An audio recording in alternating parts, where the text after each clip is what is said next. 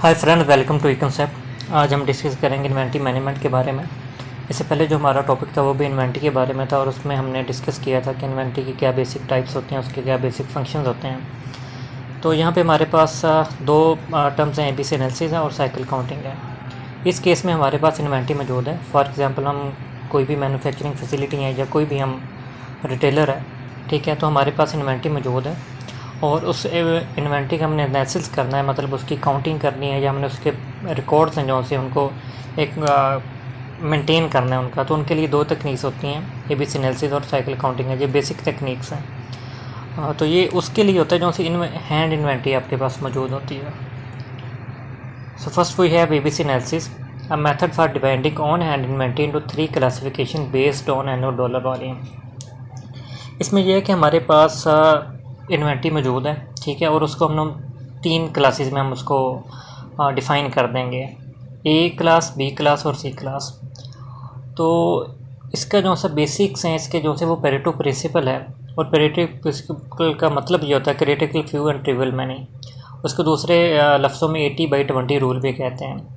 और simple words में होता ये है कि जो सी अगर हम वेल्थ के पॉइंट ऑफ व्यू से बात करें 80/20 रूल को, तो उसमें ये होता है कि दुनिया की जो सी 80% वेल्थ है वो 20% जो से लोग हैं दुनिया के उनके पास होती है।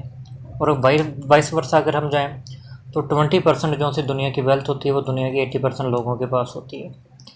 तो इसमें अगर हम पेरेटो प्रिंसिपल की बात करें तो इसमें यह है कि हमारे पास कुछ ऐसी आइटम्स होती हैं हमारे पास इन्वेंटरी के अंदर जिनकी कॉस्ट होती है, वो आइटम तो 20% होती है टोटल इन्वेंटरी का। फॉर एग्जांपल, हमारे पास अगर 100 आइटम्स हैं इन्वेंटरी के अंदर, तो उसमें 20 आइटम ऐसी होंगी जिनकी वैल्यू एनुअल डॉलर वॉल्यूम है, या किसी भी करेंसी के अंदर, इधर हम एनुअल डॉलर वॉल्यूम को डिस्कस करेंगे, या किसी भी करेंसी के अंदर उनकी जो सी वैल्यू होगी वो 80% होगी टोटल उसकी वैल्यू का इन्वेंटरी का। आइटम्स वो 20 होंगी लेकिन उनकी टोटल इन्वेंटरी की जो सी कॉस्ट होगी, मटेरियल जो सी कॉस्ट होगी वो उसका 80% होगी। और बाकी जो सी 80% आइटम्स हैं, ठीक है, लेट्स से जो सी 80 आइटम्स हैं उनकी जो सी कॉस्ट होगी वो 20% होगी। So it is based on Pareto principle, critical few and trivial many.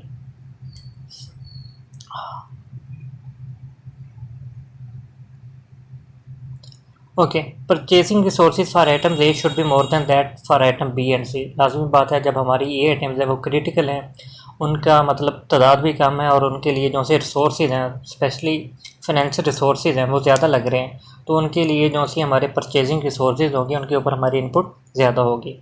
उनकी लाजमी बात है, हम जब भी किसी इन्वेंट्री को मेंटेन करने हैं तो हम उसकी फोरकास्टिंग करते हैं बेस्ड अपॉन कस्टमर डिमांड है, या हमने मार्केट के अंदर किसी भी प्रोडक्ट को इंट्रोड्यूस कराना है। तो जो सी हमारी ए आइटम्स होंगी उस प्रोडक्ट के लिए, इन्वेंट्री की जो ए आइटम्स होंगी उनके लिए जो सी फोरकास्टिंग होगी वो मोर प्रिसाइज्ड और एक्यूरेट फॉर्म में होनी चाहिए, ताकि हमारा उसके ऊपर फिजिकल जो सा कंट्रोल है वो बेहतर। हमारे पास एक बड़ी सिंपल सी एग्जांपल है, इसमें हमारे पास एबीसी कैलकुलेशन है, एबीसी एनालिसिस की। तो हम जल्दी जल्दी इसको गो थ्रू करेंगे। आइटम स्टॉक नंबर है हमारे पास 1-2 आइटम्स हैं, ठीक है, उनके ये स्टॉक नंबर मेंशन है, आगे 3 आइटम है उनके स्टॉक नंबर मेंशन है, और आगे हमारे पास 5 आइटम्स हैं जिनके स्टॉक नंबर मेंशन है। वो यहाँ पे हमें बता रहा है यहाँ तक उसने हमें डेटा दिया हुआ है 4 पॉइंट तक, ठीक है। वो हमें बता रहा है कि percentage of number of item stock है ना, जो सिर्फ फर्स्ट 2 आइटम्स हैं उनका 20% है, अगली 3 का 30% है और अगली 5 का 50% है। अब एनुअल वॉल्यूम यूनिट्स है, फॉर एग्जांपल ये उनकी रिक्वायरमेंट है कि हमने इतने एनुअल वॉल्यूम मेंटेन करने हैं अपनी इन्वेंट्री के अंदर। इसके कितने एनुअल वॉल्यूम रखने हैं, 1 साल के लिए 1000 हैं, इसके 500 हैं, सेकंड आइटम के, थर्ड के 1550 हैं, चौथी आइटम के 350 हैं, और सो ऑन, इसी तरह चलते जा रहे हैं। और टोटल अगर हम एनुअल वॉल्यूम की बात करें तो 8550 वॉल्यूम है। अब यहाँ पे इनकी यूनिट कॉस्ट है, ये जो सी आइटम है 10286 जिसका आइटम स्टॉक नंबर है, इसकी यूनिट प्राइस $90 है, उससे नीचे वाले की $154 है। देन अगर हम आइटम नंबर 3 की बात करें और उसकी प्राइस $17 है, अगले की प्राइस $42 है, और इसी तरह आगे चल रहा है सिस्टम। एंड वाली जो सी आइटम्स हैं उनकी प्राइस काफ़ी कम है। अब यहाँ तक हमें डेटा दिया गया हुआ है और उन्होंने हमें कहा पूछा है कि आप ना क्लासीफाई करें इसको एबीसी टाइप्स के अंदर, क्लासेस के अंदर।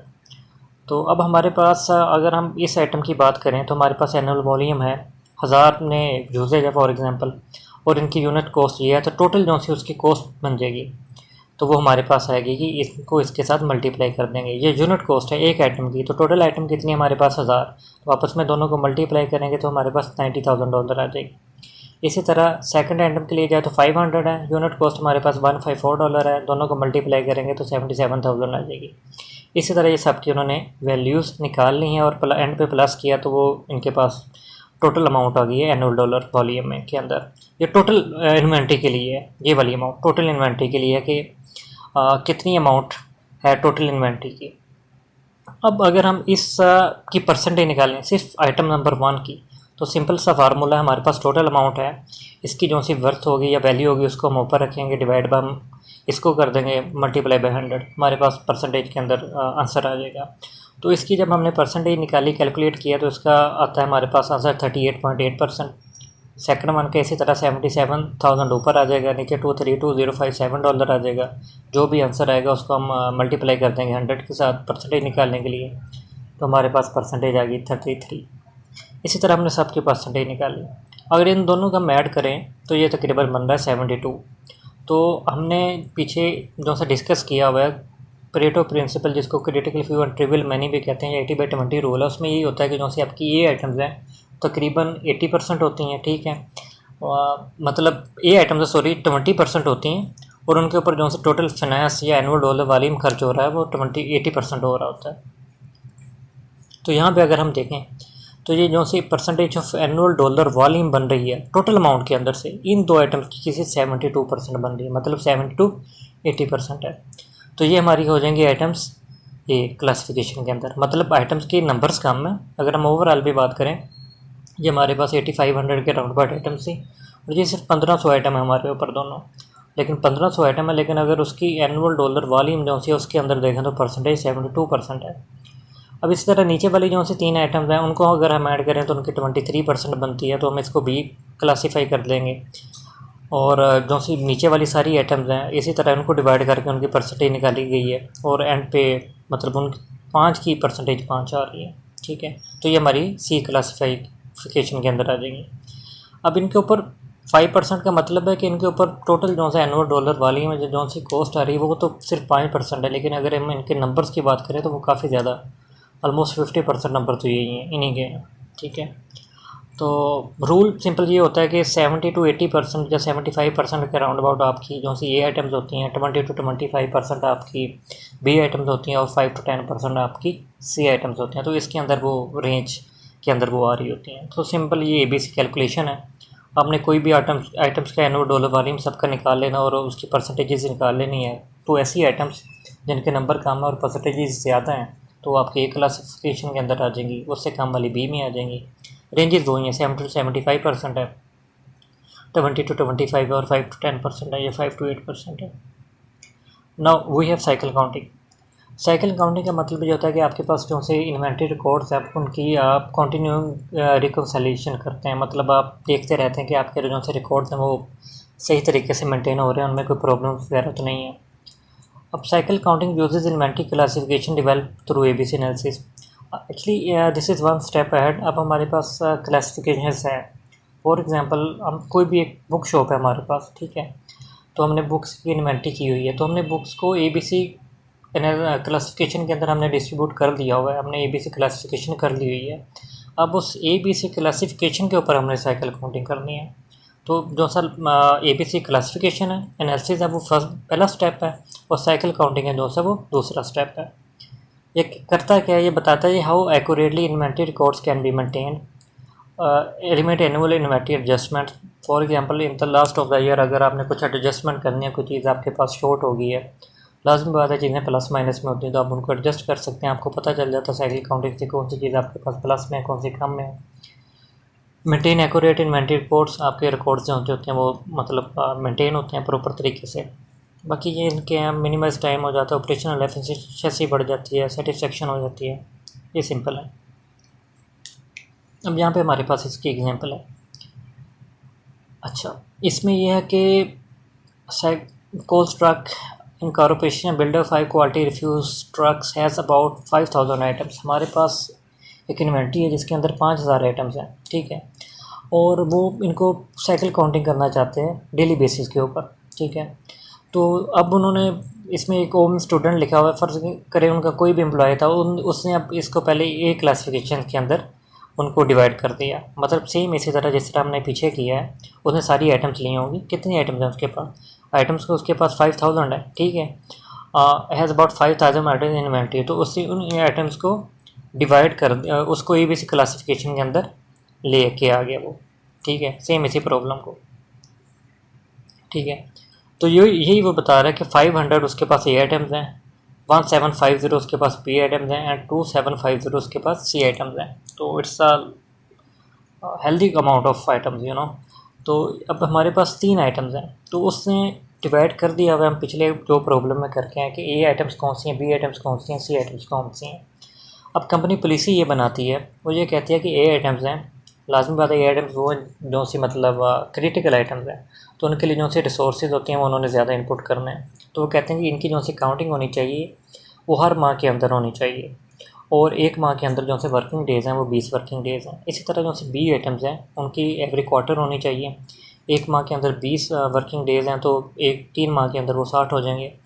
और इसी तरह ये 6 माह में होनी चाहिए सी आइटम्स की, और ये 120 वर्किंग डेज हो जाएंगे। 6 इंटू मल्टीप्लाई बाई 20, ठीक है।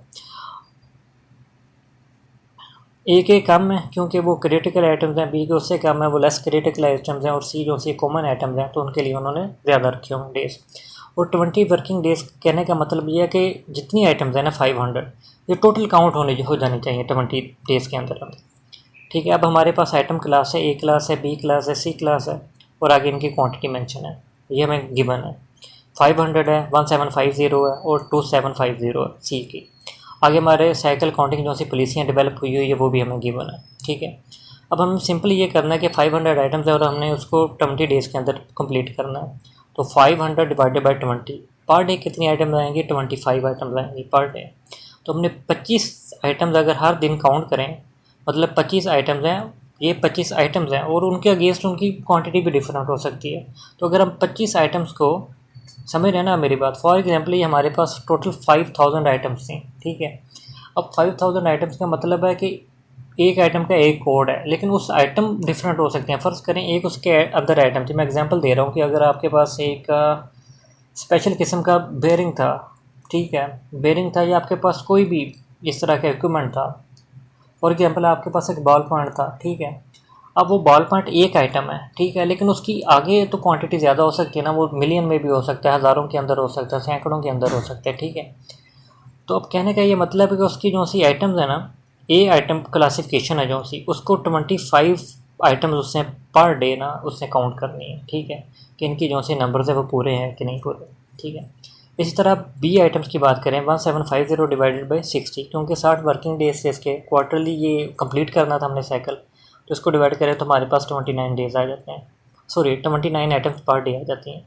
इधर 25 आइटम्स को पर डे कैलकुलेट हमने करना है, इधर 29 को करना है। इसी तरह अगर हम सी आइटम्स की बात करें, दो कि ये इनकी क्वांटिटी बहुत ज़्यादा है, लेकिन इनका वर्किंग जो से डेज़ हैं वो भी बहुत ज़्यादा हैं, क्योंकि ये ट्रिवियल आइटम्स हैं, इनकी इतनी इंपॉर्टेंस नहीं है। तो अगर इनको हम डिवाइड करें तो इनके पास हमारे पास जो सा आंसर आता है वो 23 आइटम्स पर डे आता है। और अगर हम इनको सबको टोटल कर दें तो टोटल हमारे पास आ रहा है कि हमने 77 आइटम्स हैं जो सी उनको हमने काउंट करना है। तो ई डे 77 items are counted. So that's it, thank you.